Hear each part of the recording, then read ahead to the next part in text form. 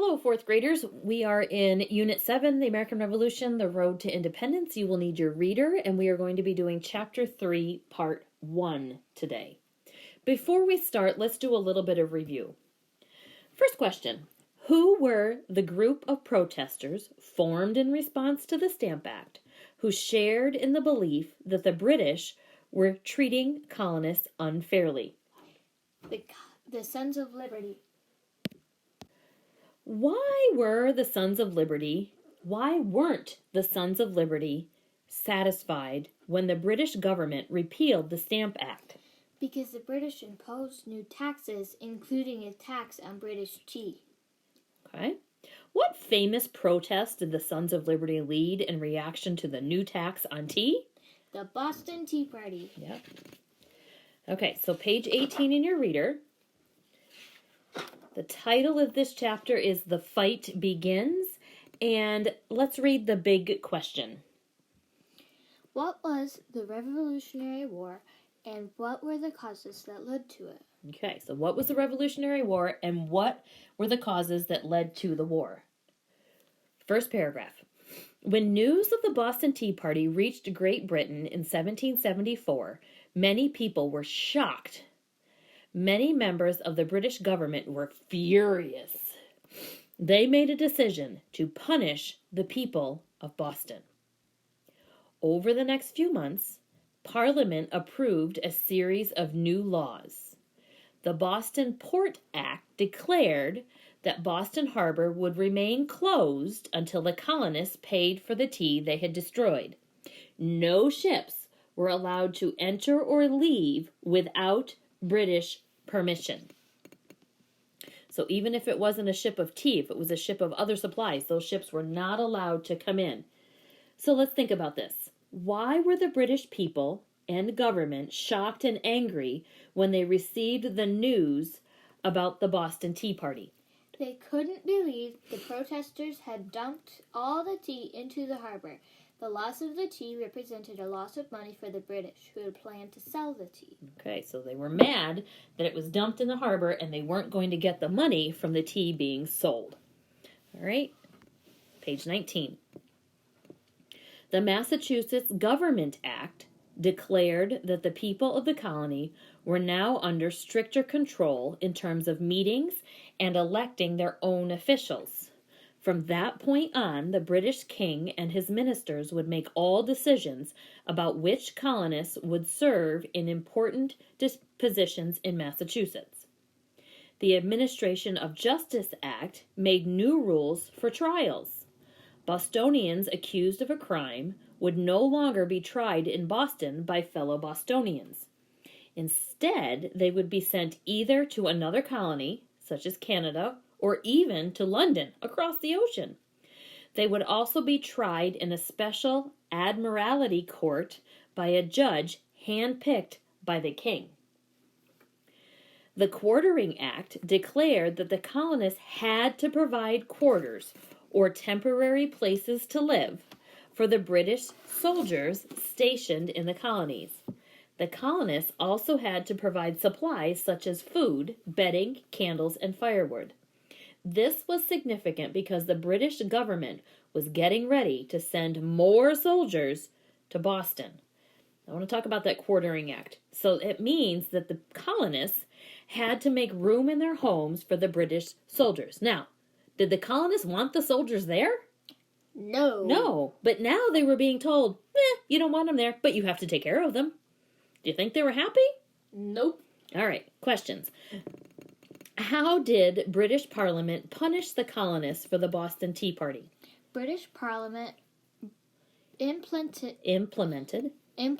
a series of new laws. The Boston Port Act, closing of Boston Harbor until colonists paid for destroying tea.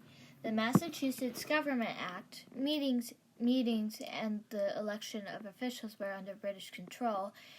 The Administration of Justice Act, trials would now be held outside Boston and judges chosen by the king, and the Quartering Act.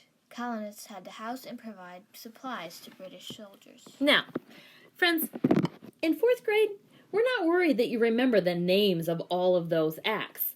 But what is important is that you understand that Britain had decided to punish the Massachusetts colonists, and that you should be able to give an example of one thing that Britain did. So, for example, you could say the Quartering Act, you could say the Stamp Act, you could say the Townshend Acts or the Massachusetts Government Act. So it's more important to me that you understand that Britain was trying to punish the Massachusetts colony and that you could just tell me one way that they could. So let's think about this. How do you predict the colonists in Massachusetts would have responded to these new laws? What do you think? Well, no, I don't think they would respond well. Yeah, I don't either. I think they would be unhappy. If they were unhappy about the Stamp Act and the Townshend Act and this is more punishment, do you think they're going to accept it? Nope. All right, here we go. Page 20 and 21. The people of Massachusetts were very angry, good prediction, about these new laws. How could they make a living if goods could not be shipped in and out of Boston? How would they get a fair trial if they were sent to faraway courts? And how could they trust the government if all of the top officials were selected by the king? The Bostonians called these new laws the Intolerable Acts. They would not stand for them. So, friends, there was a sentence. How could they make a living if goods could not be shipped in and out of Boston? Make a living, right here, make a living means, oh, I almost sneezed. Make a living means to earn money in order to live. Like, I make a living by being a teacher. Some people make a living by being a coach. Some people make a living by being a grocery store worker. Some people make a living by being a mechanic. It's a way of making money in order to live. Goods, right here, the word goods. Goods are products that people make or sell to earn money. So the grocery store person is selling the groceries to make money. So why did the people of Massachusetts call the new laws the Intolerable Acts? They called them the Intolerable Acts because they could not tolerate them and they did not want to stand for or accept them. Okay, so the word intolerable. I'm going to zoom in. Let's take a look at that word, intolerable. Okay, the prefix in means not. Okay, and the root word in intolerable is tolerate. So the second part, tolerate, which means to stand for or accept. The prefix in means not, so intolerable means not able to stand for or accept. Another way to say this is intolerable means too painful or hard to be accepted. One more question before we move on. How did the other colonies respond when they heard about the new laws Britain imposed on Massachusetts? They were angry and thought the same could happen to them. 12 of the 13 colonies decided to send representatives to a meeting in Philadelphia called the First Continental Congress. Okay, so that's a preview for the second paragraph. Let's read the second paragraph. News did not travel fast back then. People did not have television, cell phones, or email. But when people in other colonies heard about the events happening in Massachusetts, they became alarmed. Some were angry too. They thought the same could happen to them. 12 of the 13 colonies decided to send representatives to a meeting in Philadelphia, Pennsylvania, known as the First Continental Congress. The First Continental Congress met in September 1774. Of the 13 colonies, only Georgia did not attend. Okay, let's turn the page. Page 22, Complaints and Grievances. The 56 members of the First Continental Congress drafted a list of complaints and grievances against the king and his government.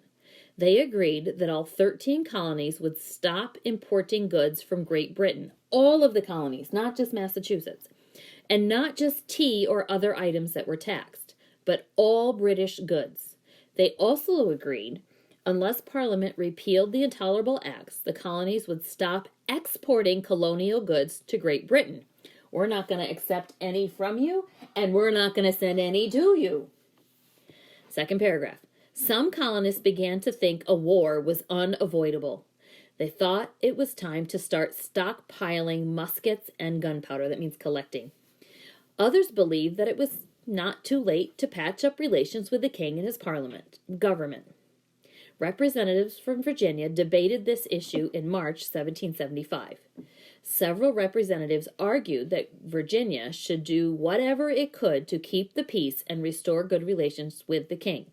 But others felt that it was too late for that. A country lawyer named Patrick Henry proposed that it was time to stop talking about peace and start fighting for liberty.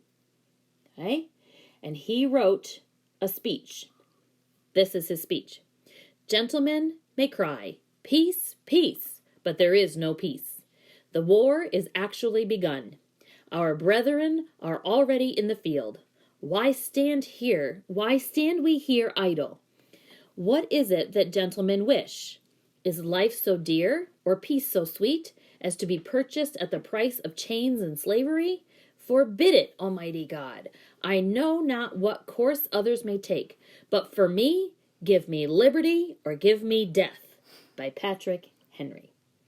Many people in Massachusetts agreed with Patrick Henry. They were organizing militias, stockpiling guns, and preparing to fight. Some of the Massachusetts militiamen were known as Minutemen. These special troops were created to be ready to fight at a moment's notice. Friends, I want to unpack what Patrick Henry is saying in his speech. So let's go a couple of lines at a time. The first line I want to look at is this one right here. Our brethren are already in the field. What does that mean? Our brothers or fellow colonists are already having to endure unfair treatment by the British. Okay, so things are already not so great. Things are already unfair. Next line. Why stand we here idle? What does that mean? Why aren't we doing anything? We must do something. Okay, it's already unfair. We must do something. And then the next line we're going to look at is here. Is life so dear or peace so sweet as to be purchased at the price of chains and slavery? Is it worth living under unfair rule just to have a quiet, peaceful life? Okay, so things are already unfair. Why aren't we doing anything? Is it worth living a peaceful life when things are unfair? Something to think about. So, what 3 things did people in Massachusetts start to do to prepare to fight for their liberty? They organized militias, stockpiled or stored guns, and prepared for war. Even though their war wasn't about to begin and they didn't know if a war would begin, they began getting ready just in case. Here we go.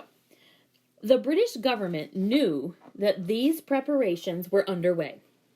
In response, they sent a large army to Boston. British generals were told to confiscate any weapons they could find. They were also told to find and arrest the biggest troublemakers among the Sons of Liberty, Samuel Adams and John Hancock. In April 1775, the British tried to capture some weapons that members of the Patriot movement had hidden in Concord, west of Massachusetts. Approximately 700 British soldiers marched out of Boston on the night of April 18th, hoping to surprise the militia in Concord. But the Patriots were watching every move the British soldiers made. Dun, dun, dun. Bum, bum, bum. We'll see you next time for more about these events.